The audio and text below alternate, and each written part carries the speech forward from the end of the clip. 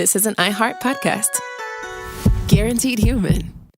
With no fees or minimums on checking accounts, it's no wonder that Capital One Bank Guy is so passionate about banking with Capital One. If he were here, he wouldn't just tell you about no fees or minimums. He'd also tell you about how Capital One cafes are open 7 days a week to assist with your banking needs. Yep, even on weekends. It's pretty much all he talks about, in a good way. What's in your wallet? Terms apply. See CapitalOne.com/bankguy. Capital One N.A., member FDIC. If staying in control matters to you, Wix gets it. That's why they created Wix Harmony. It's a website builder that helps create a business-ready site fast, while still allowing full control over every detail. Just describe what you want your site to do, or click and customize anything directly. Join millions of people who already use Wix and try Wix Harmony for free at wix.com/harmony. Hey everyone, it's me, Josh, and for this week's SYSK Selects, I've chosen our episode on the Texas City disaster. In Texas, they do everything bigger, including industrial disasters. In this episode from March of 2021, we cover one of the biggest explosions in American history, made up of not one, but two huge blasts that leveled the refinery port town of Texas City. I hope you find this one as riveting as we did. Welcome to Stuff You Should Know, a production of iHeartRadio.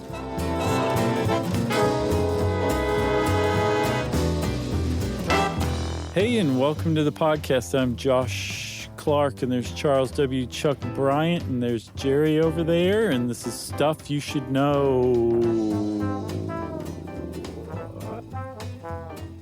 I was about to say natural disaster edition, but unnatural disaster edition. Industrial disaster is what they call these. Yeah, human caused. In fact, from what I saw, what we're going to talk about today, the main thing we're talking about today is the largest industrial disaster in United States history still. Oh, still, huh? Yes. What, wow. 70, almost 75 years on. Man, it's sad. This is a big one. Yeah, everything about this was really big, but in basically all the wrong ways. Right. We're going to talk today about a disaster called the Texas City explosion. And sadly, you might say, which one?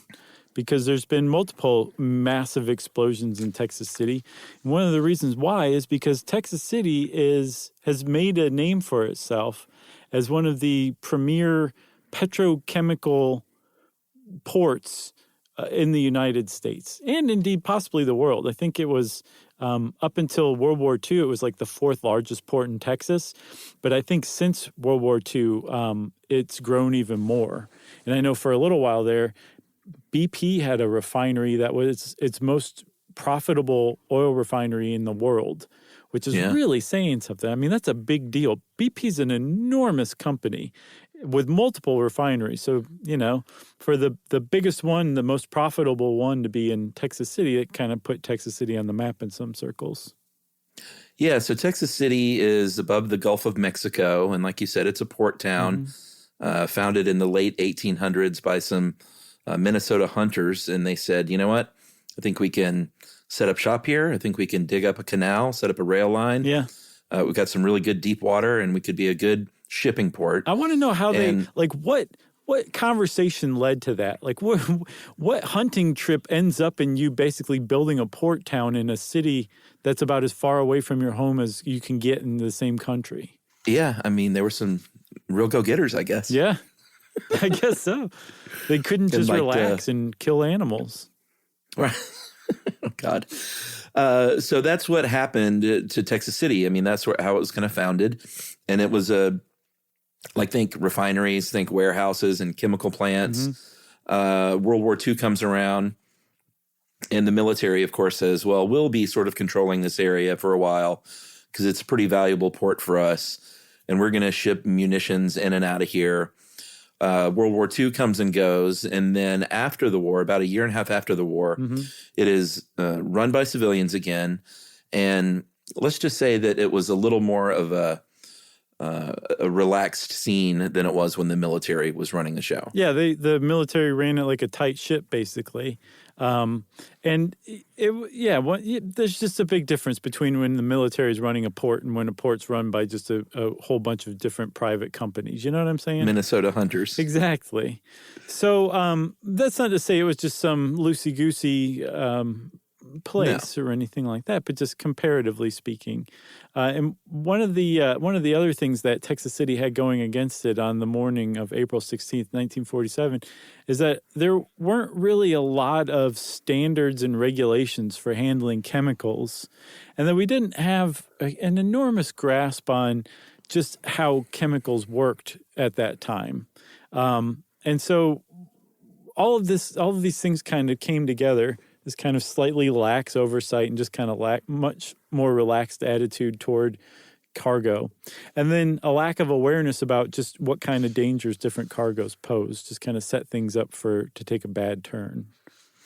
Yeah, so on the morning of April 16th, there were 3 ships docked in the port. There was most notably the SS Grand Camp, which was it was a military ship at one point, but I think we gave it to France as like hey, sorry, Europe is kind of destroyed. Why don't you take this ship and just use it for whatever you want to do? And it was converted to a cargo ship, which it was on the day of April 16th. And it was beside the SS High Flyer, and that was beside the third one named after somebody. What was that one? The Robert Keene. Or the William Keene? Oh, wait a minute. Which one was it? Well, it was the Wilson B. Keene, even better. Right, the Billy Keene, as they called it. Yeah, and I believe all 3 of those were Liberty ships, right? Yeah, they were World War II ships, and they were, I think the SS High Flyer was being fixed at the time, but was still loaded down with stuff, as was the Grand Camp, and we'll sort of detail what was in the cargo because it's all very, very key. Yeah, it's really important. So for 5 days leading up to April 16th, stevedores, I think that's how you say it, but basically dock hands. I don't know why you wouldn't just say dock hand, But the stevedores, man, I hope I'm saying that correctly, Chuck. They had loaded up the Grand Camp with 2,300 tons of ammonium nitrate fertilizer. And these were in 100-pound paper sacks, akin to the kind of sacks that you would buy like Portland cement in these days, right? Yeah. There was some other cargo, sisal twine, peanuts. There was some machinery. There was some cotton. There was 16 cases of ammunition, I think like for small arms ammunition. But for the most part, it was a lot of ammonium nitrate. And the same went for the SS High Flyer, too, which, as you said, was in the next berth. It was loaded with 1,000 tons of ammonium nitrate. And then also, very crucially, 2,000 tons of sulfur. And all of these were also in those same 100-pound paper bags. So at the time, like I was saying, people didn't realize, like, it was a big deal that there was that much ammonium nitrate just sitting around in this port at that time. Yeah, it's a crystal-like solid. It's white. A lot of times it's used for nitrogen, for agricultural fertilizer. But if you combine it with fuel oils, it can be very explosive and actually used for that, for like mining and construction and stuff like that. But it's not like, if you tap the side of the bag, it's going to explode. It's pretty safe as long as it's all on the up and up and it's being stored properly. But if it starts to absorb moisture, then it's sort of like Portland cement again. It's just going to harden to a block. Right.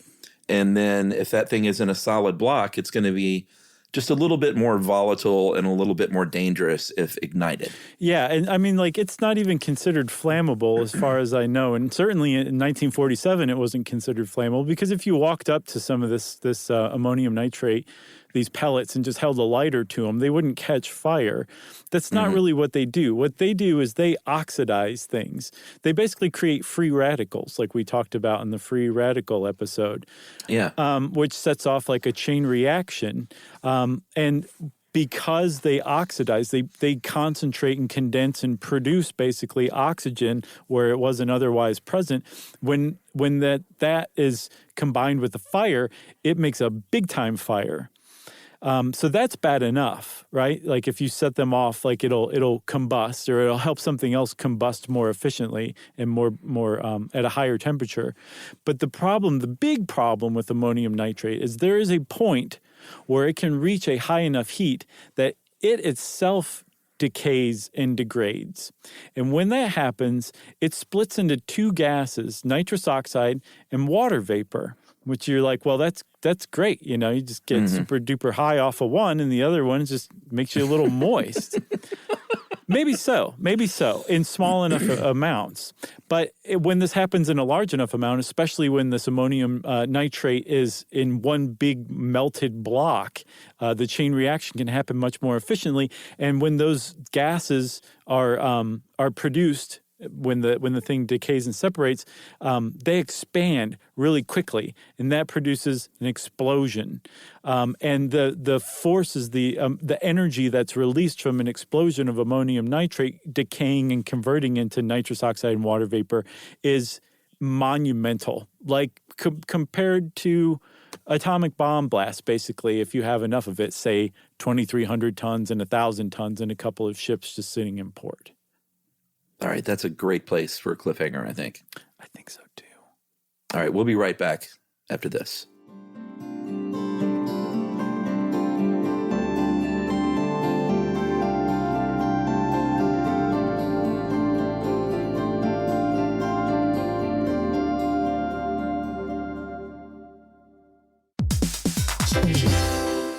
Hey everybody, we're here to talk to you about Wayfair, who believes that spaces should be functional, they should be comfortable, they should be well designed, and they can be well designed by you with their help. Your updated space should feel more comfortable, inviting, and practical for everyday use. And we're talking about outdoor seating. We're talking about grills. We're talking about major appliances. If you need storage solutions, Wayfair can help you out. Patio lighting, rugs, decor. It is your one-stop shop for home. Yeah, I mean, it's getting nice out, so it's time to think about living outdoors for the next few months. And Wayfair knows that outdoor furniture, it's heavy, it's intimidating to assemble. So Wayfair has stepped in and said, we're going to handle the hard part so you don't have to. That's right. You can shop Wayfair Verified, your shortcut to the good stuff. And that means their team of product specialists are going to vet everything by hand using a 10-point inspection, testing things like, quality materials, functionality, and features, and even how long it takes to build that piece of furniture. And the overall experience save time, reduce hassle, and improved convenience. Patio season is here, and these deals won't last. So head to wayfair.com right now to get your outdoor space ready for way less. That's WAYFAIR.com. Wayfair, every style, every home. Dell PCs with Intel Inside are built for the moments that matter, for the moments you plan and the ones you don't. Built for the busy days that turn into all-night study sessions, the moment you're working from a cafe and realize every outlet's taken. Yeah, the times you're deep in your flow and the absolute last thing you need is an auto update throwing off your momentum. That's why Dell builds tech that adapts to the way you actually work. Built with a long-lasting battery so you're not scrambling for the closest outlet, and built-in intelligence that makes updates around your schedule, not in the middle of it. That's right. They don't build tech just for tech's sake. They build it for you. Find technology built for the way you work at Dell.com/Dell PCs. Built for you. Our listeners love puzzles, paradoxes, and hidden patterns almost as much as we do. On TikTok, those fascinations come to life. People are breaking down physics, exploring geology, and explaining why the world works the way it does. You'll see impressive experiments, explanations that finally make sense, and connections you didn't expect. It's like having a lab, a lecture hall, and science museum in your pocket. TikTok is where wonder is shared, where curiosity turns into discovery, and where millions learn something new every day. All cat parents understand the feeling of being ignored by your cat and often asking yourself, does my cat even love me? And there is only one solution to solve that, Sheba. Feed your cat Sheba and go from feeling ignored to truly adored in 12 days guaranteed or your money back. Sheba has a menu of products, appetizers, entrees, treats, and even a kitten's menu. So Sheba has a product for even the pickiest eater, like the Sheba Puree, which is made with bone broth. It's a protein-rich, lickable treat with chef-inspired flavors. It has a smooth and creamy texture that cats love, love. Plus, it supports a strong bond between pet parents and their cats with a hand-fed cat treat. It also contains no corn, wheat, soy, or artificial flavors. So instead of feeling ignored, you're suddenly the center of their world. It's basically a fast pass to favorite human status. Next time you're wondering if your cat loves you, grab Shiba Puree or explore their entire range of textures and flavors at your local retailer. To learn more, check out Shiba.com.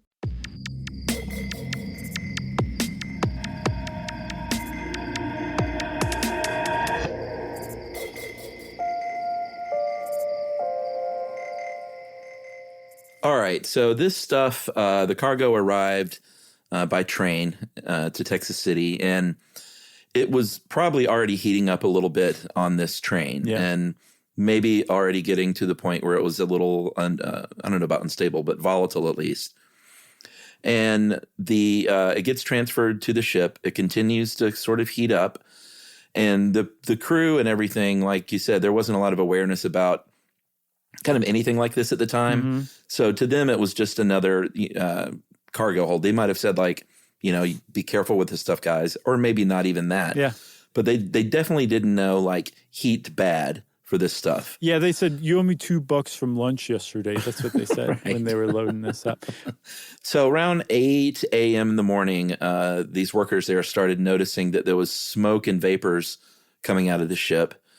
So there was some kind of a fire going on. No one knew how it started or what happened. There are some people anecdotally that say it was a cigarette. Which it could that have was been. not in the could have been. That wasn't in the official report, which also wouldn't be surprising. Well, what I saw later on, Chuck, that the fact that these things were in those paper sacks, that if they were heating up, they were just going to continue to heat up, being packed tightly in the hold of this unventilated ship. They were just going to get warmer and warmer, and it's possible that the ammonium nitrate caused the paper sack to combust, catch fire, spread to other paper sacks, and then you had a positive feedback loop where it just kept getting the fire kept getting bigger and bigger, and crucially, very important, hotter and hotter. Right. So the captain sees this happening. There are people kind of pouring in and looking around at what's going on. The captain says, "Batten down these hatches." Pull these tarps over them and start pumping steam in there, which apparently was a method at the time to put out a fire on a ship when you didn't want to ruin the cargo, as opposed to just blasting it with a fire hose, which would cause all this stuff to just brick up like Portland cement. Mm-hmm. He starts pumping steam in there, and that just started heating. Everyone knows steam is going to heat stuff up. So that just started, and the moisture made a bad situation a lot worse really quickly. Yeah, I get the impression that had the captain, his name was Captain Charles de Guillabon, he made the decision to just go ahead and let the cargo be ruined and have the fire put out with fire hoses, this all might never have happened. Yeah. But it was, and I understand where he was coming from. He didn't want to ruin the cargo if he didn't have to, because steaming out a fire aboard a ship was an accepted firefighting technique. It works, and it could conceivably save a lot of the cargo. So it's not like he just made this ridiculous, stupid mistake.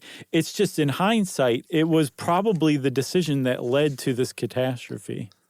Yeah, I think more than anything, it's like you said, it was the time when there was not much regulation, and sort of in the dawning of the chemical age, people just didn't know. Right. And plus also at the time, Texas City had a volunteer fire department, which I would guess wouldn't have quite as much jurisdiction and could be told by a captain like, no, just go away. Like, I'm going to handle this myself, rather than being like, no, we're going to put the fire out on your ship. Yeah, that's a good point. So the steam is making things worse. It pumped into the holds, and everything's heating up. Everything's getting moist. And like we said, moisture is no good for this stuff. And it started to convert to these solid masses, and there's going to be gas releasing, and it's building up all this pressure because they had battened down the hatches and covered them with tarps. And it blew, so much so that it blew these hatch covers off at about 8:30 in the morning. That's crazy, man. Just that alone would have been spectacular, and I'm sure it was. But when those hatches blew off, all the smoke that had been kind of stuck in the hold inside the ship started billowing out. And the thing apparently about ammonium nitrate burning is it produces really kind of mesmerizing colored smoke. From one of the witnesses, it was apparently salmon, orange, and purple. Oh, wow. And so this smoke coming out of it started to attract people, like onlookers who were like, what's going on? I want to go see this giant weird fire that's going on down at the port. And something like 300 people, including entire families, kids from the local school came over. All sorts of people just kind of stopped what they were doing and came to watch this weird fire at the port. And apparently KGBC out of Galveston, which is just 10 miles down the coast out in the Gulf of Mexico, they were warning people to stay away, but apparently that just alerted more people that there was something going on who went down to go check it out themselves. Yeah, so they knew that there was a big problem at this point. They did call the firefighters in and a tugboat to maybe try and get that thing out of there.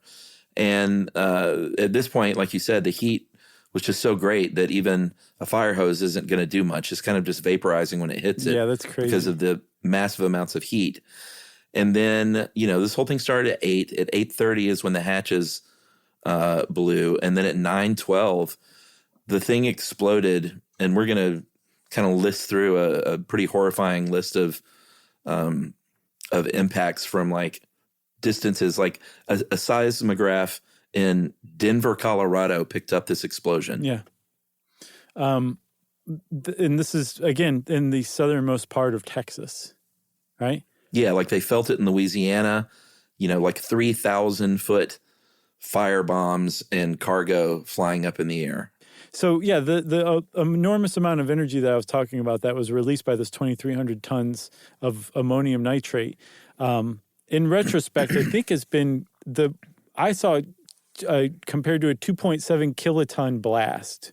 Yeah. Which would put this blast of this ship blowing up at somewhere on the order of about 1/5 of the Hiroshima nuclear bomb, which just completely leveled that city. This was about 1/5 that size. So it was still a really substantial, enormous blast. And one of the first effects it had is that it blew this Liberty ship, this huge World War II era cargo ship, a couple thousand feet into the air in multiple pieces to just shower out downward as hot metal shrapnel onto the surrounding city.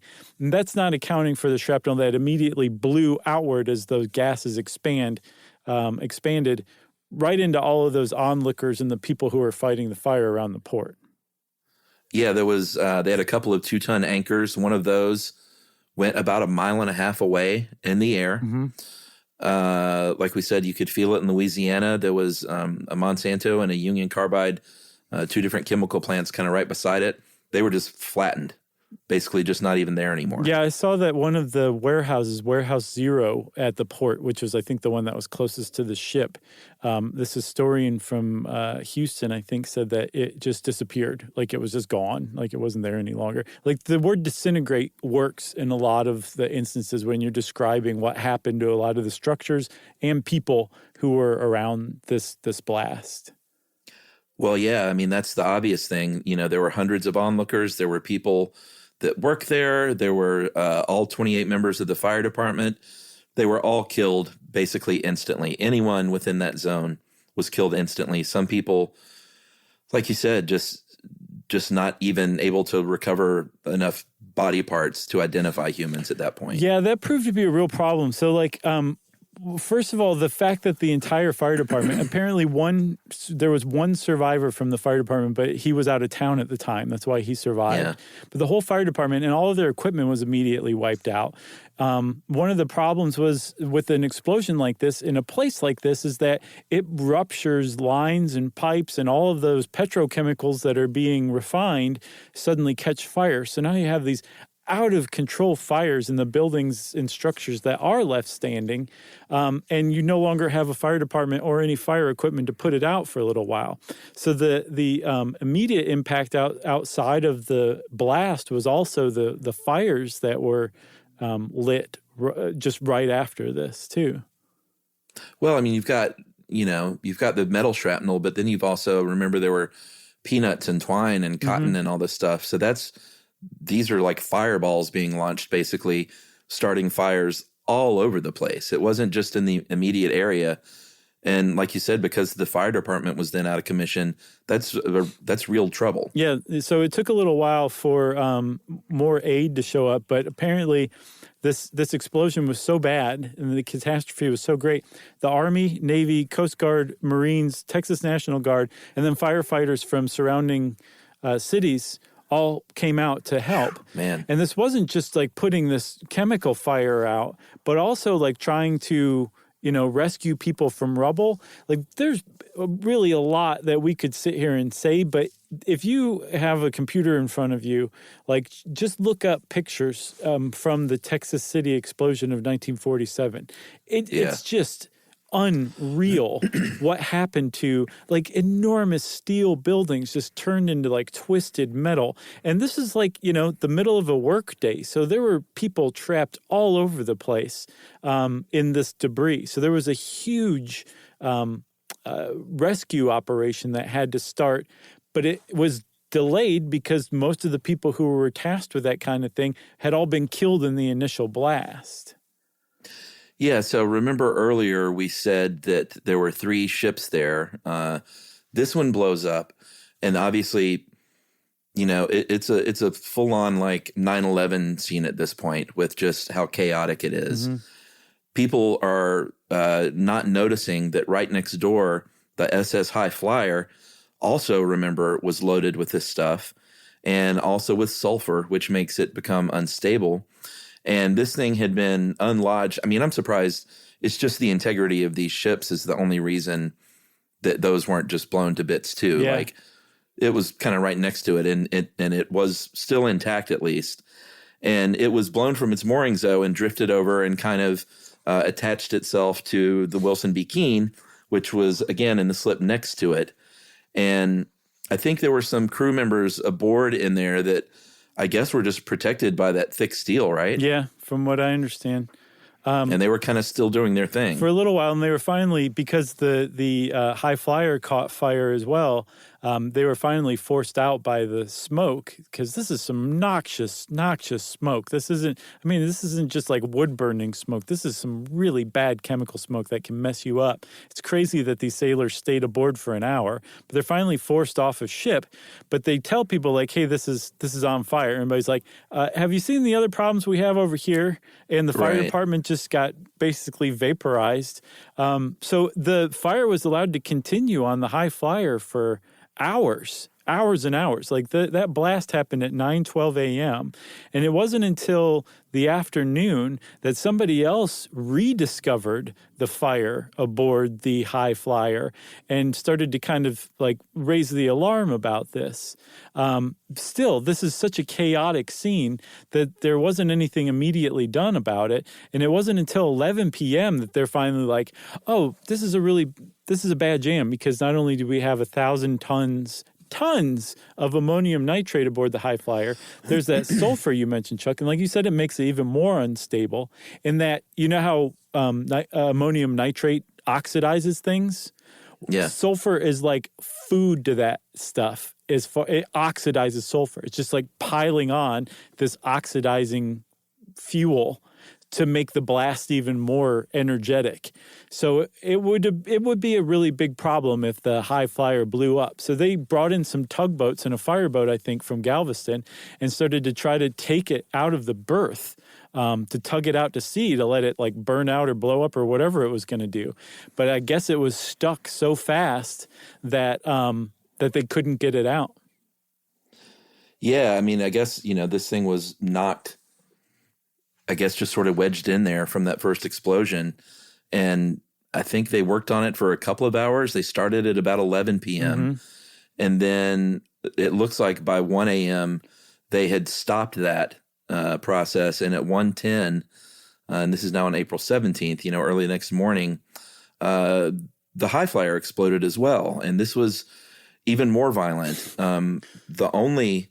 It's not a saving grace at all because everything was already leveled, but the only reason it didn't cause more death and more destruction sadly, is because everything was already destroyed and most people were already dead. Yeah, and plus also they knew enough by this time that they needed to clear the area, that there wasn't anything they could do. So everybody who was working in the rescue operation was told to leave. So I don't know if there were any more deaths from the high flyer blowing up, but the problem is that any fires that might have been put out were relit, and other structures that may have been spared from the initial blast were now leveled or caught fire or both. So it was a big problem that the high flyer blew up as well. I think it sunk the Wilson Keene too. It did. It sunk it, and it was. Yeah. I can only imagine too. Also, if you survived that first one, to have another blast like that, even one you were away from and you knew was coming, would just do something to the nerves that would be really difficult to recover from. Yeah, for sure. You want to take a break?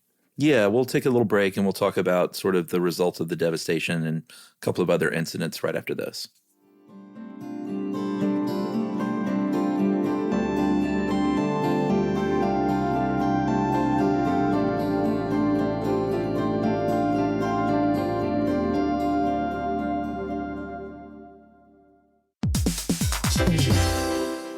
Dell PCs with Intel Inside are built for the moments that matter, for the moments you plan and the ones you don't. Built for the busy days that turn into all-night study sessions, the moment you're working from a cafe and realize every outlet's taken. Yeah, the times you're deep in your flow and the absolute last thing you need is an auto update throwing off your momentum. That's why Dell builds tech that adapts to the way you actually work. Built with a long-lasting battery so you're not scrambling for the closest outlet, and built-in intelligence that makes updates around your schedule, not in the middle of it. That's right. They don't build tech just for tech's sake. They build it for you. Find technology built for the way you work at Dell.com/Dell PCs. Built for you. The universe is full of mysteries. Black holes, quantum physics, galaxies. On TikTok, millions of people are learning more about the universe around them every day. Scientists break down complex theories, demonstrate experiments, and connect dots between the cosmos and our daily lives. One scroll might reveal the concepts on the fabric of space-time, the next an optical illusion. It's discovery on a massive scale, where millions learn something new every day. All cat parents understand the feeling of being ignored by your cat and often asking yourself, does my cat even love me? And there is only one solution to solve that, Sheba. Feed your cat Sheba and go from feeling ignored to truly adored in 12 days guaranteed or your money back. Sheba has a menu of products, appetizers, entrees, treats, and even a kitten's menu. So Sheba has a product for even the pickiest eater, like the Sheba Puree, which is made with bone broth. It's a protein-rich, lickable treat with chef-inspired flavors. It has a smooth and creamy texture that cats love. Plus, it supports a strong bond between pet parents and their cats with a hand-fed cat treat. It also contains no corn, wheat, soy, or artificial flavors. So instead of feeling ignored, you're suddenly the center of their world. It's basically a fast pass to favorite human status. Next time you're wondering if your cat loves you, grab Sheba Puree or explore their entire range of textures and flavors at your local retailer. To learn more, check out Sheba.com. Spectrum Business keeps businesses of all sizes connected seamlessly with fast, reliable internet, advanced Wi-Fi, phone, TV,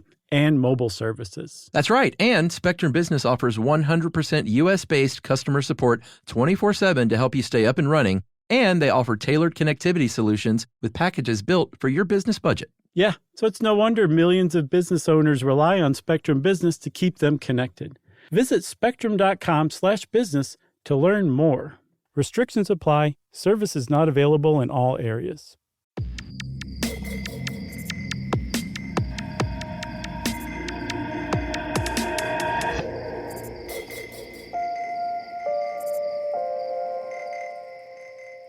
Okay, so Chuck, one thing that we didn't say was that the initial explosion by the Grand Camp created like a 15-foot tidal wave that washed inland. And people died almost in creative ways in this disaster. And one of those ways was those petrochemicals. I think there was a molasses refinery that started to get mixed in that kept the petrochemicals burning in the water when it mixed with them. When this tidal wave blew out, when it blew in, it was on fire. So it actually caught people on fire. It caught people on fire on the way back out to sea. And people who'd survived the initial blast were actually swept out and drowned from this too. There were people who died in airplanes that had come around to kind of circle the area, who were blown out of the sky. There were people who died in buildings that collapsed. There were people who died from shrapnel falling out of the sky and killing them, even though they were miles away. Like there was so much death and destruction that it's really difficult to get across what happened to this poor little port city that hadn't done anything to anybody that just suddenly blew up. Yeah, in the end, the official death toll was close to 600, 581 people, 113 of which were just vaporized. No trace was ever found of 113 people. Mm-hmm. Casualties up to 5,000. The numbers kind of vary, but anywhere from 3,500 to 5,000. And, Texas City was not a very big place. It was about 16,000 strong. Right. So this was just devastating to the city and to the region. It took about a week to put out all these fires, and I think a full month plus to recover whatever bodies they could recover at that point. Yeah, the final body wasn't found until mid-May. There were people who were never, like you said, accounted for. There were the converse of that was true too. There were parts of people that were never identified. Yeah. And one of the accounts that I read was, like I was saying, was written by I think a University of Houston historian named Cheryl Lauersdorf Ross in the journal Houston History. But she recounts somebody mentioning a woman who was trying to identify her husband who is lost in the disaster, and she had to sort through hands. They had a collection of hands that this woman was trying to figure out which one belonged to her husband. And that's just nuts to hear. But if you can even begin to put yourself into that woman's shoes. Yeah, the reality of that. Yes, of being in that room, of looking at different hands. And then also not just the horror of that, of having to look through body parts that may or may not be your husband's. But then the self-doubt, is that my husband's hand? I don't remember what it looked like, that just your mind messing with you on top of the horrific experience that you're already undergoing. But she was one of many, because something like 61 people, I believe, were interred without being identified, but their remains were kind of assembled and put together in a memorial service that was attended by something like thousands of people, I believe.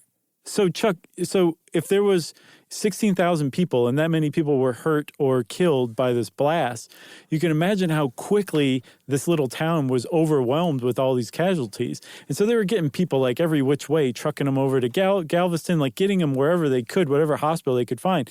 But very quickly, the high school gym was taken over to serve as a field hospital. And then shortly after that, the morgue. And one of the stories that stuck out to me was the Boy Scouts were pressed into service to basically help out however they could. And these poor little like teenage and preteen scouts are working in this makeshift morgue in their high school gym. Imagine the impression that had on them the rest of their life, Jeez. I know. Isn't that crazy? Every aspect of this story is just nuts. That's very sad.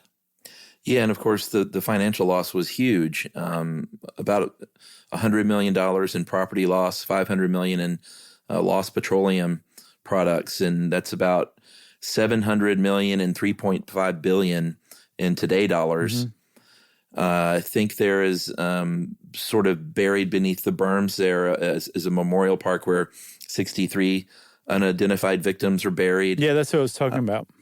Yeah, and there's that anchor that we talked about. I don't know if it was the one that actually blew the 1.5 miles away, but at least one of the anchors is a monument at the park, along with a scarred propeller from the High Flyer at the entrance to the port there at Texas City. Yeah. So that funeral procession that they had that attracted, I think, something like 5,000 mourners was a real community effort. There were something like 50 plus funeral homes from 28 different cities that all participated. And each of these 63 unidentified people, or their remains, I should say, were put in their own individual caskets and buried in the memorial park, which is still, there. That park is still there with the anchor and everything. But it's such an enormous, weird catastrophe and just such a devastating thing, especially looking back 70 years to read about.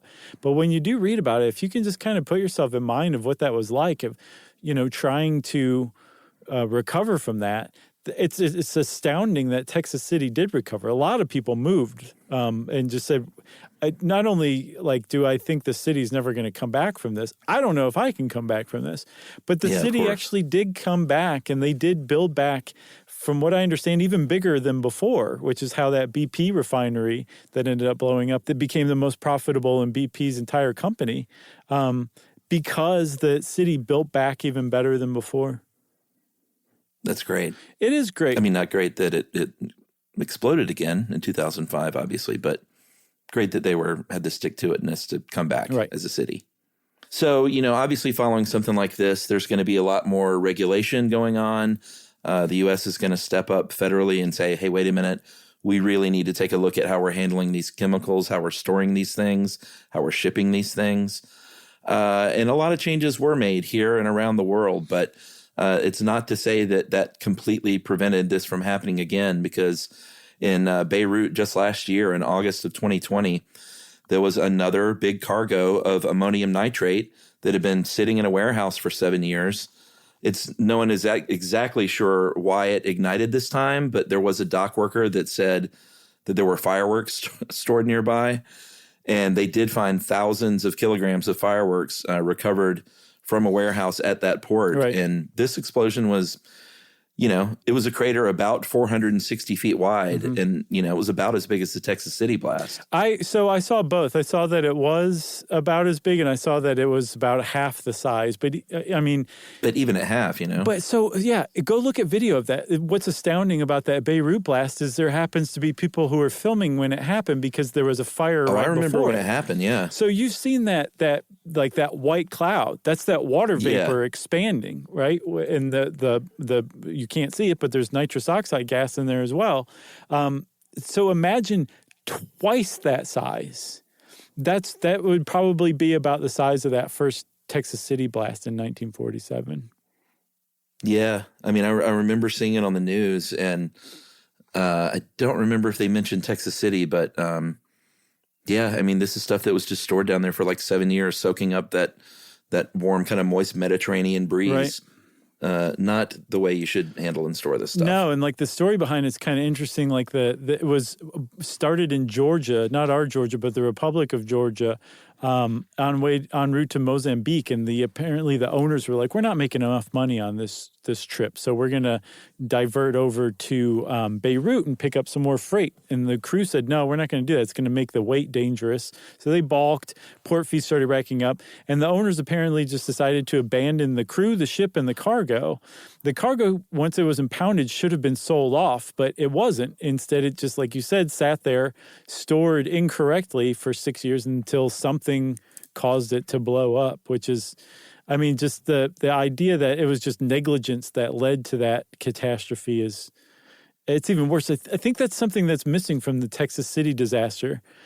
There wasn't really any negligent act. Maybe a mistake or a bad choice, but no one was particularly negligent about it. So I think it kind of makes the Beirut blast even worse, that people were supposed to be doing stuff that they didn't do, and a lot of people died as a result.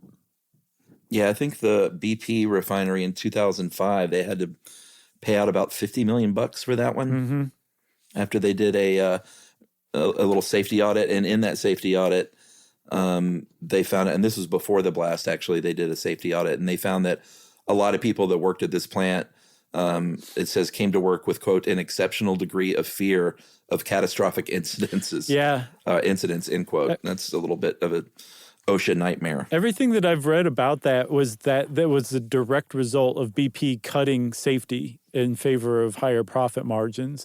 That's what happened. That's what allowed this plant to deteriorate, and the machinery just didn't work. But they traced this explosion. This is an oil refinery explosion. It had nothing to do with ammonium nitrate. But I think whatever chemical they put in gas to boost the octane level, they turned a machine on that does that, and somehow like all these components to gasoline started vaporizing out into the air. It started shooting out of this tower because the pressure was overloaded.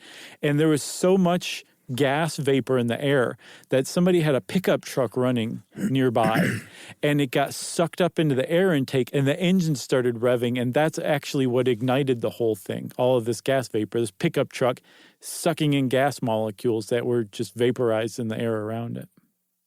Crazy. In Texas City, again. It's crazy.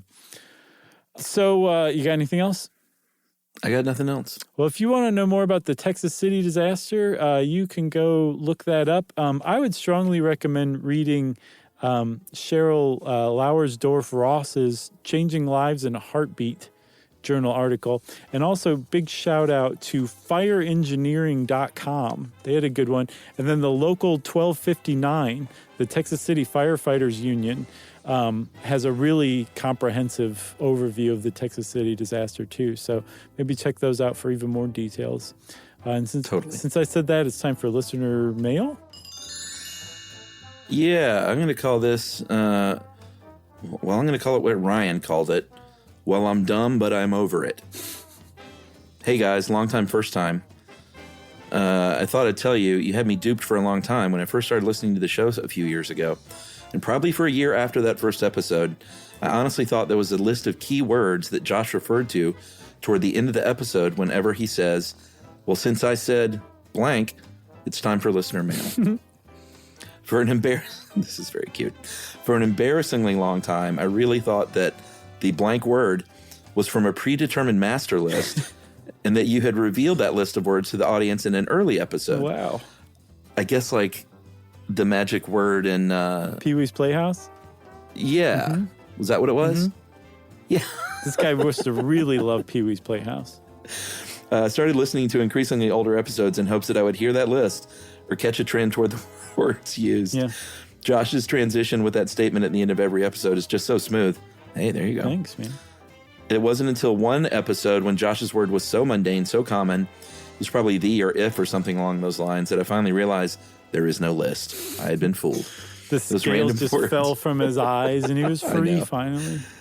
Well, since you said scales, those random words are just that, random. I actually felt a bit disappointed when I realized this, but it actually took some of the mystery out of the show. But I'm over it now. Whether or not it's good to admit I had been fooled by this for a long time is up for debate, but I've been meaning to tell you about this for a while. Hope you think of me every time Josh transitions to listener mail from now on. I totally will. Yeah. Take care and keep doing what you're doing because it's a fantastic show. And since I said show, ... What? That's great. That is from Ryan Peschel. Thanks, Ryan. Thanks for getting in our heads like that. Apparently we got in your heads too, so it's only fair. Don't you think, Chuck? Yeah, and just right then I didn't think we had a listener mail, and then look what pops up. Ryan Peschel saves the day again. And only Ryan knows what I'm talking about. It just ruined his life again. He's back in the game.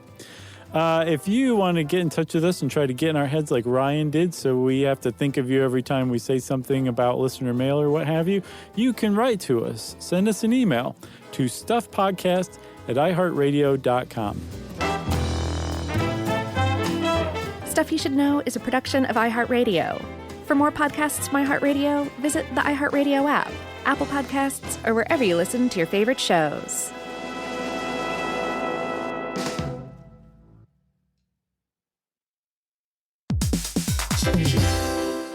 Every parent should know the car ride soundtrack. Are we there yet? How much longer? I'm bored. Well, if you're taking an extensive car ride anywhere and you've downloaded the Lingo Kids app prior to leaving the house, you may experience something strange, right, Chuck? That's right. You may experience silence from the back seat. Your kid may go an entire car ride without asking once if they were there yet. How about that? And by chance of miracle, they may even ask if you could drive longer. Yeah, that's the magic in Lingo Kids. Over 4,000 interactive games, songs, and shows, including their favorite Disney characters. It turns the longest drives into the easiest ones, and honestly, you won't understand why you didn't download it sooner. That's right. Lingo Kids is the #1 entertainment platform for young kids, and it's free to download. Or go plus with the Lingo Kids subscription and unlock even more content your kids won't be able to get enough of. You can save up to 60% on the yearly plan. Just search Lingo Kids in the App Store or Google Play. Lingo Kids, everything kids love.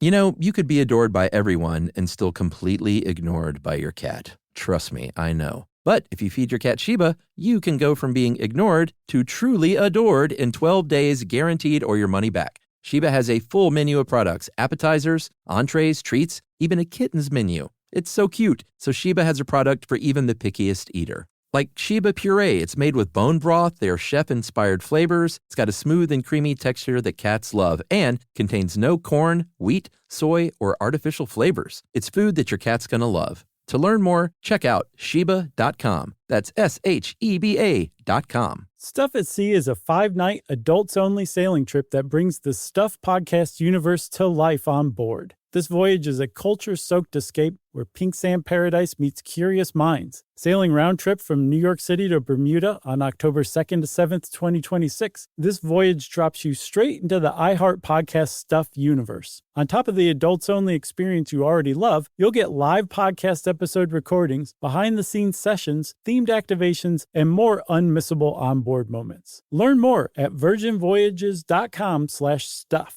This is an iHeart podcast. Guaranteed human.